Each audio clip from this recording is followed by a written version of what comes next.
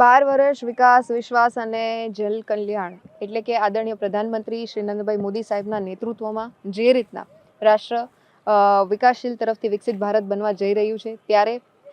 વિશ્વ કીર્તિમાન અને રાષ્ટ્રીય કીર્તિમાન આપણા દેશના યશસ્વી પ્રધાનમંત્રી શ્રી નરેન્દ્રભાઈ મોદી સાહેબના નેતૃત્વમાં આપણે જ્યારે સાહેબે અંકિત કર્યો હોય ત્યારે સૌ પ્રથમ તો હું જામનગરની ટીમ વતી હૃદયપૂર્વકની અનેક શુભકામનાઓ એમને પાઠવું છું. માતાજી એમને દીર્ઘાયુષ્ય આપે, તંદુરસ્તી આપે અને આ જ રીતના મજબૂતાઈથી એક પણ દિવસની રજા લીધા વગર જ્યારે સતત એઓ દેશની સેવામાં સમર્પિત થઈ અને આગળ વધી રહ્યા હોય ત્યારે આજના આ દિવસે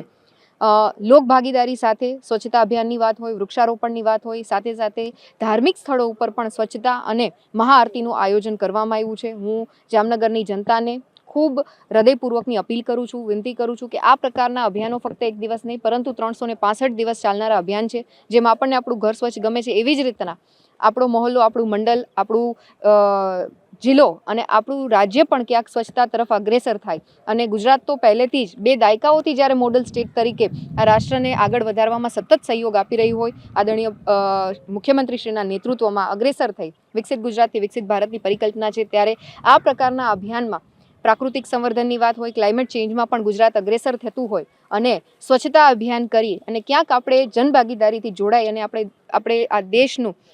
સ્વચ્છતા તરફ આગળ વધારવા માટે એક કદમ જ્યારે શીર્ષસ્થ નેતૃત્વ દ્વારા આપણા બધાની વચ્ચે રાખવામાં આવ્યું. કેમ કે વિશ્વના પ્રથમ એવા લીડર કે જેમણે હંમેશા એક સામાન્ય નાગરિકની જેમ આ દેશની ચિંતા કરી છે, એક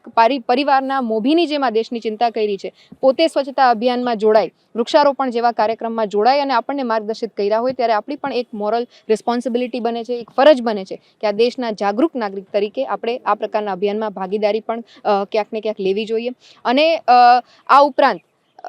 ગરીબોની વાત હોય, વંચિતોની વાત હોય, માતૃશક્તિની વાત હોય, યુવા વર્ગની વાત હોય કે ખેડૂત ભાઈઓની વાત હોય, એ 4 પિલર્સને પણ ક્યાંક ને ક્યાંક ન્યાય આપી અને સતત આવાસ યોજનાના માધ્યમથી, ફ્રી અનાજ અને રાશનના માધ્યમથી હોય, આ ઉપરાંત માતૃશક્તિ, કન્યા કેળવણીને પ્રોત્સાહન આપી અને શાળા પ્રવેશોત્સવની વાત હોય કે રોજગારીનું સર્જન કરી અને આવનારા સમયમાં યુવા પેઢીને પણ આ દેશની વિકાસધારામાં સંમિલિત કરવાનો ક્યાંક સંકલ્પ હોય તો આ 4 પ્રકલ્પોની સાથે આ 4 જે સમાજનું અલગ અલગ પ્રતિકાત્મક જે આધારસ્તંભો છે એને સતત અગ્રેસર રહી અને દેશનું સુકાન જ્યારે ભાવિ પેઢી સંભાળવાની હોય તો દેશને એ રીતના તૈયાર કરીએ કે જે વિકાસશીલમાંથી વિકસિત રાષ્ટ્ર બની શકે. એના માટે સતત આપણા આદરણીય પ્રધાનમંત્રી શ્રી મહેનત કરે છે. ખંતથી આપણને બધાને સહકાર આપી અને સતત ચિંતા કરી અને આગળ વધતા હોય ત્યારે હું પુનઃ